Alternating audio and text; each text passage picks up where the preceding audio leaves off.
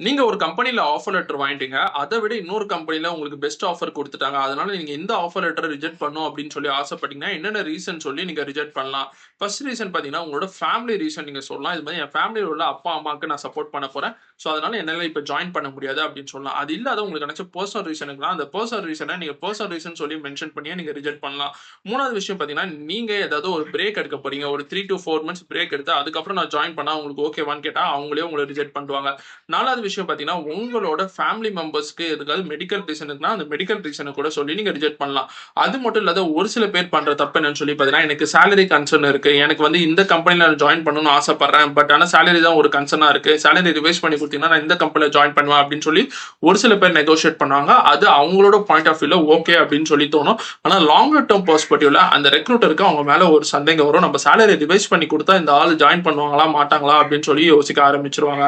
அடுத்து பார்த்தீங்கன்னா, என்னோட ஸ்கில் மிஸ்மேட்ச் ஆகுது அப்படின்னு சொல்லுவாங்க. என்ன ஸ்கில் மிஸ்மேட்ச் ஆகுதுன்னா, நீ வந்து இன்டர்வியூவே அட்டெண்ட் பண்ணியிருக்க கூடாது அப்படின்னு சொல்லி ரெக்ரூட்டர்ல ஒரு மைண்ட் தாட் போயிடும். இதுக்கு பதிலா ஜென்ரலா நான் ஃபர்ஸ்ட் சொன்ன 4 ரீசன சொல்லி நீங்க கண்டிப்பா உங்களோட ஆஃபர் லெட்டர் ரிஜெக்ட் பண்ணலாம். இந்த பேசிக்கான இன்ஃபர்மேஷன் எல்லாத்தையும் தெரிஞ்சு வச்சுக்கோங்க. யாருக்கு யூஸ்ஃபுல்லா இருக்குன்றத அவங்க ஷேர் பண்ணுங்க. தேங்க்ஸ் ஃபார் வாட்சிங். And it's by from Manikandan. Bye bye.